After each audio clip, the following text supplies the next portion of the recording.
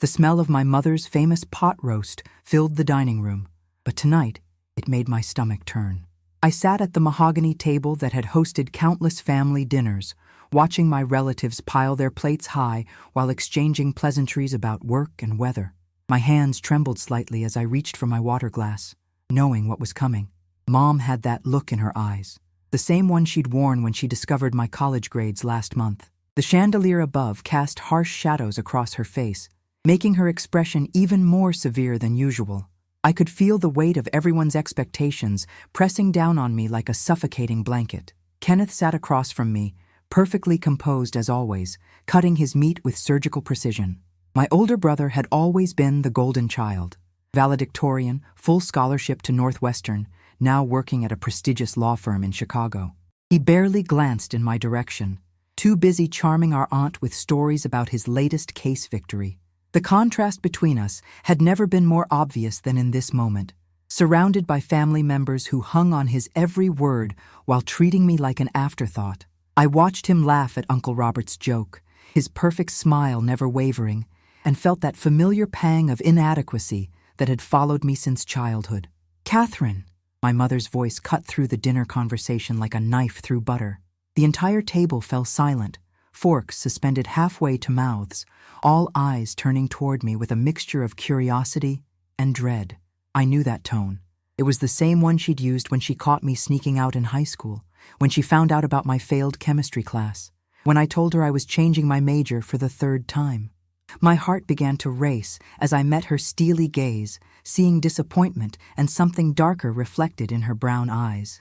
The silence stretched on for what felt like an eternity, broken only by the ticking of the grandfather clock in the corner. "Yes, Mom?" I managed to whisper, my voice barely audible above the sudden ringing in my ears. She set down her fork with deliberate precision, the small clink against her china plate echoing through the room like a gunshot. I could see Kenneth shift uncomfortably in his peripheral vision, though he maintained his composed facade. Aunt Margaret cleared her throat nervously, while Uncle Robert suddenly became very interested in his mashed potatoes. The tension in the room was so thick you could cut it with a knife, and I found myself holding my breath, waiting for the blow I knew was coming. "I think it's time we address the elephant in the room," she began, her voice carrying that particular brand of controlled fury that had terrified me since childhood. My stomach dropped to my feet as I realized she was about to air my dirty laundry in front of the entire family. The shame burned hot in my cheeks, but I forced myself to maintain eye contact, refusing to give her the satisfaction of seeing me crumble. Every muscle in my body tensed as I prepared for the verbal assault that was about to rain down on me. The pot roast suddenly tasted like cardboard in my mouth, and I had to fight the urge to bolt from the room. "You are the shame of this family, Catherine." The words hit me like physical blows, each syllable carefully enunciated for maximum impact. Gasps echoed around the table as my relatives processed what they'd just heard, their shocked faces turning from my mother to me and back again. I felt the familiar sting of tears threatening to spill over, but something inside me snapped, not into pieces, but into place. Years of being the scapegoat, of taking the blame for everything that went wrong, of watching Kenneth get praised while I got criticized, suddenly crystallized into a moment of perfect clarity. My hand moved almost involuntarily to my phone, fingers wrapping around the device that held the truth I'd been carrying for weeks. The silence that followed her declaration was deafening, broken only by the sound of my own heartbeat thundering in my ears.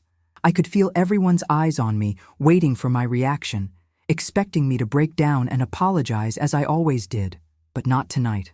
Tonight, I had something that would change everything, something that would finally reveal who the real shame of the family was. My thumb traced over my phone screen, feeling the weight of the screenshots I'd discovered just 2 weeks ago. Messages that had shattered my world and were about to shatter theirs. The power dynamic in the room was about to shift dramatically, and for the first time in my life, I held all the cards. "Actually, Mom," I said, my voice growing stronger with each word as I pulled out my phone, "I think you might want to see something before you continue." The confusion on her face was almost comical as she watched me unlock my device with steady fingers. Kenneth's fork clattered to his plate, his perfect composure finally cracking as he realized what was about to happen. The color drained from his face so quickly I thought he might faint. And suddenly, I understood that he knew exactly what I was holding. The tables were about to turn in a way that would change our family forever, and there was no going back from what I was about to reveal. My phone felt like it weighed 1,000 pounds as I held it up, the screen glowing in the dim dining room light. Kenneth's eyes were locked on the device, and I could see a bead of sweat forming on his forehead despite the cool October evening. The rest of the family sat frozen, their dinner growing cold as they sensed the shift in atmosphere but couldn't quite understand what was happening. My mother's expression had changed from righteous anger to confusion, her perfectly lipsticked mouth slightly open as she tried to process this unexpected turn of events. I savored this moment of power, this brief instant where I held the truth that would finally vindicate me after years of being the family disappointment. What could you possibly have to show us that would excuse your behavior? Mom's voice carried less conviction now, uncertainty creeping in around the edges. She glanced at Kenneth, perhaps looking for support, but found him staring at his plate like it held the secrets of the universe. I noticed his hands were shaking slightly as he reached for his water glass, and the sight filled me with a mixture of satisfaction and sadness. This was my brother, after all, the person I'd looked up to my entire life, even as he stood by and watched me take the blame for things I didn't do. The golden boy who had never once defended me when Mom went on her tirades about my failures and shortcomings. "These are text messages," I began, my voice steady despite the adrenaline coursing through my veins. Messages between Kenneth and his college roommate, Jake Morrison. The name hung in the air like a curse, and I watched Kenneth's face go from pale to green. Aunt Margaret leaned forward, her curiosity overriding her discomfort, while Uncle Robert set down his wine glass with a heavy thud. The grandfather clock continued its relentless ticking, marking the seconds until my family's carefully constructed image would come crashing down. I could feel my heart hammering against my ribcage, but for the first time in years, it wasn't from fear. It was from anticipation. "Catherine, what are you talking about?" Kenneth's voice cracked slightly, betraying the panic he was trying so hard to hide. His perfect lawyer composure was crumbling before our eyes, and I could see him calculating, trying to figure out how much I knew and how much damage control he'd need to do. But it was too late for damage control. The truth was about to come out, and no amount of charm or manipulation could stop it now. I looked around the table at my family members, these people who had spent years making me feel like I wasn't good enough, like I was the source of all their problems. They were about to learn who had really been bringing shame to the family name. "I found these messages on your laptop when I borrowed it last month," I continued, watching the blood drain from his face completely. "You left your messaging app open, and I couldn't help but notice some interesting conversations." The lie came easily. I'd actually found them on his phone when he'd left it unlocked at my apartment, but the details didn't matter now. What mattered was the content, the devastating truth that would finally free me from years of undeserved blame. My mother's eyes darted between Kenneth and me, confusion and the first hints of dread beginning to cloud her features. She was starting to realize that her perfect son might not be so perfect after all. I scrolled to the first screenshot, my hands surprisingly steady as I prepared to read the words that had haunted me for weeks. "Jake Morrison, October 15th, 11:47 p.m. Dude, I can't believe you got away with that again. Your parents still think Catherine was the one who crashed the car." The words fell into the silence like stones into still water, creating ripples of shock that spread across every face at the table. Kenneth made a strangled sound, half protest and half plea, but I wasn't finished. Years of taking the blame for his mistakes, of being called irresponsible and reckless, were about to be vindicated in the most public way possible. The car accident that had cost me my license and my parents' trust, it hadn't been me at all. Kenneth's response, I continued, my voice growing stronger with each word. "October 15th, 11:52 p.m. She's always been the screw-up. Mom and Dad expect it from her. Besides, she was drunk that night anyway, so it's not like she didn't deserve some consequences." The gasp that escaped my mother's lips was audible across the room, and I saw her hand fly to her chest as if she'd been physically struck. Uncle Robert's fork clattered to his plate, while Aunt Margaret's eyes went wide with shock and something that looked like horror. The perfect family dinner had transformed into a courtroom, and I was finally getting my day as both prosecutor and witness for the defense. Kenneth's chair scraped against the hardwood floor as he half rose from his seat, his face a mask of panic and desperation. "Catherine, you don't understand the context," he began, but I cut him off with a raised hand. The power dynamic had completely shifted now, and for the first time in my life, I was the one in control. The golden boy was scrambling, trying to find a way to spin this, to make it seem like less than what it was. But there was no spinning the truth, no lawyer tricks that could make these messages disappear or change their meaning. The shame of the family was about to be revealed, and it wasn't me. The silence that followed was deafening, broken only by the sound of my mother's sharp intake of breath. I could see her mind racing, trying to process what she'd just heard, trying to reconcile the son she thought she knew with the person revealed in those messages. Kenneth remained half-standing, his mouth opening and closing like a fish out of water, searching for words that could somehow undo what had just been exposed. But there were no words, no explanations that could make this right. The car accident that had happened 3 years ago, the one that had cost me my scholarship, my reputation, and my parents' trust, had been his fault all along, and he had let me take the blame without a moment's hesitation. "There's more," I said, scrolling to the next screenshot with deliberate slowness. I wanted them to absorb each revelation fully, to understand the depth of the deception that had been perpetrated against me. Kenneth finally sank back into his chair, his face buried in his hands, and I almost felt sorry for him. Almost.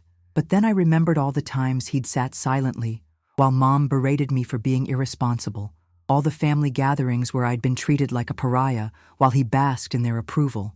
The sympathy died as quickly as it had been born, replaced by a cold determination to see this through to the end.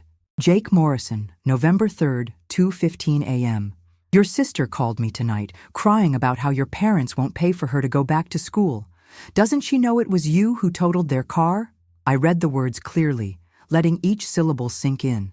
My voice didn't waver, even though inside I was remembering that night, how I'd called Jake in desperation, hoping he might put in a good word for me with Kenneth, not knowing he was complicit in the lie.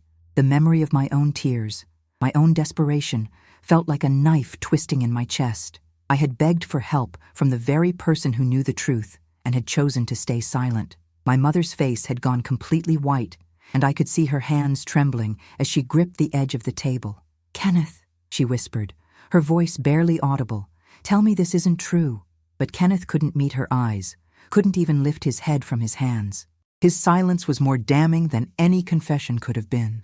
Aunt Margaret reached over and placed a comforting hand on Mom's shoulder, while Uncle Robert sat back in his chair, shaking his head in disbelief. The perfect family image was crumbling before our eyes, and I was the one holding the sledgehammer.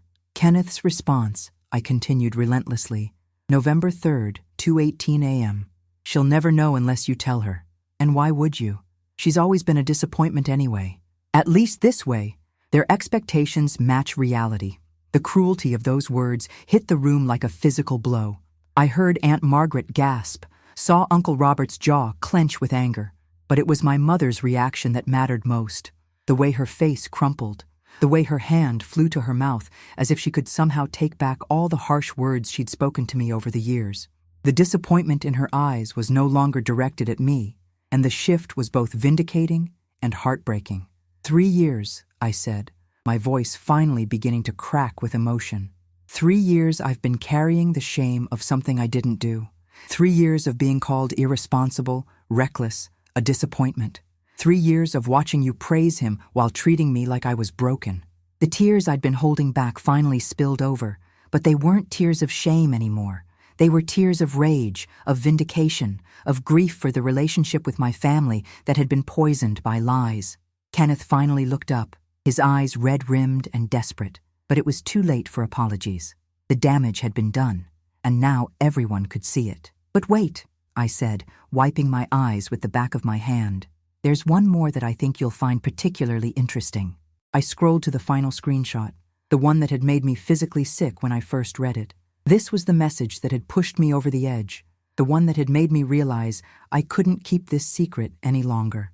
Kenneth's eyes widened in horror as he realized what was coming, and he half rose from his chair again, reaching toward my phone as if he could somehow stop what was about to happen.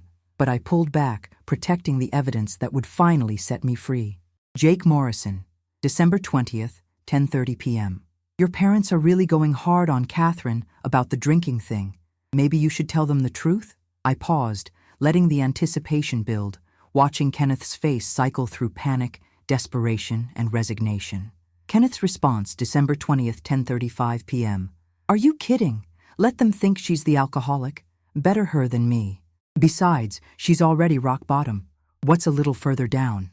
The words hung in the air like a toxic cloud, poisoning everything they touched. My mother made a sound like a wounded animal, and I saw Uncle Robert's hands clench into fists on the table. The aftermath of my revelation hit the room like a tsunami. My mother's chair scraped against the floor as she pushed back from the table, her hand pressed to her mouth as if she might be sick. The woman who had spent years lecturing me about responsibility and consequences was finally seeing the truth about her golden child, and the shock was written across every line of her face. Kenneth sat frozen, his perfect composure completely shattered, staring at the phone in my hands like it was a loaded weapon pointed at his heart. And in a way, it was. These messages were about to destroy everything he'd built his reputation on. "Mom," Kenneth finally spoke, his voice barely above a whisper. "I can explain," but she held up a hand to silence him, her eyes never leaving my face. For the first time in years, I saw something in her expression that I'd almost forgotten existed. Respect. Not the grudging acknowledgement she gave me when I managed to meet her impossibly low expectations, but genuine respect for someone who had endured injustice with grace and had finally found the courage to speak truth to power. The irony wasn't lost on me that it had taken exposing her favorite child's lies to finally earn her regard. 3 years, she repeated my words from earlier, her voice hollow with disbelief. 3 years I've been... She couldn't finish the sentence, couldn't voice all the cruel things she'd said to me, all the times she'd compared me unfavorably to Kenneth, all the family events where she'd introduced him with pride, and me with barely concealed embarrassment. The weight of her guilt was visible in the way her shoulders sagged, in the way her hands trembled as she reached for her wineglass, only to push it away untouched. Uncle Robert cleared his throat uncomfortably, while Aunt Margaret dabbed at her eyes with her napkin. "Catherine, sweetheart," Mom's voice broke on my name, and I saw tears beginning to form in her eyes. "I am so sorry." The words I'd waited years to hear finally came, but they felt hollow now. Too little and too late to undo the damage that had been done.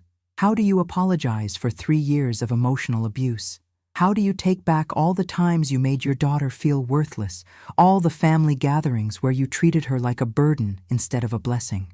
The apology was a start, but it couldn't erase the scars that had been carved into my soul by years of undeserved shame.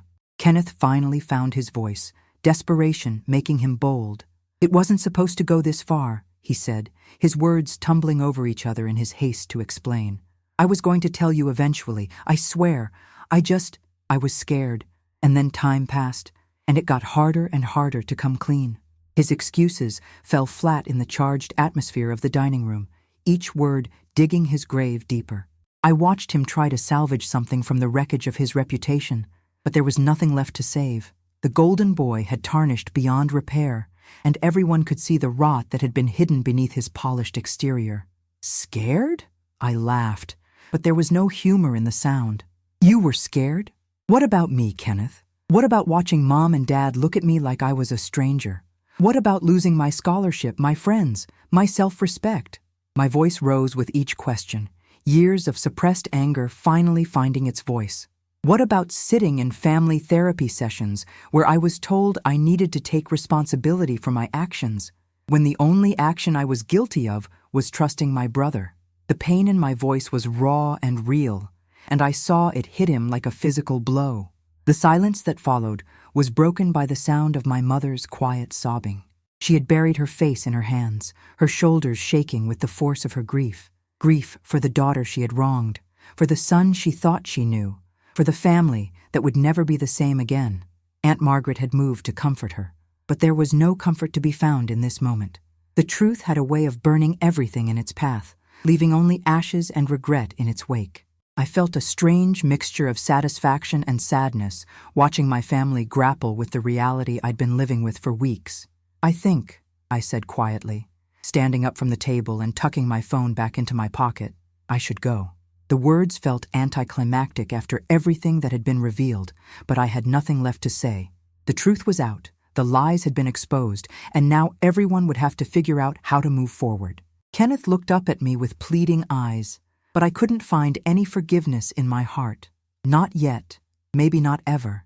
The brother I had loved and admired was gone, replaced by a stranger who had been willing to destroy my life to protect his own reputation. As I walked toward the door, I could hear my mother calling my name, but I didn't turn back. Some bridges, once burned, could never be rebuilt. 6 months later, I stood in the kitchen of my new apartment, making coffee and watching the sunrise paint the sky in shades of pink and gold. The silence here was different from the oppressive quiet that had filled my childhood home. This was peaceful, chosen, mine. My phone buzzed with a text from Mom, the third one this week, asking if we could talk, if I was ready to come home for dinner, if there was anything she could do to make things right. I read it, considered my response for a moment, then set the phone aside without answering. Some wounds needed time to heal, and I was finally learning to give myself that gift. Kenneth had called exactly once since that disastrous dinner, his voice small and broken as he left a voicemail that I'd listened to 17 times before finally deleting. He'd tried to explain, to apologize, to somehow undo 3 years of lies with a few carefully chosen words. But words were just air, and I'd learned the hard way that actions were the only currency that mattered. The golden boy had fallen from grace spectacularly. Uncle Robert had made sure the whole family knew exactly what kind of man Kenneth really was, and the ripple effects were still spreading through our social circle like wildfire.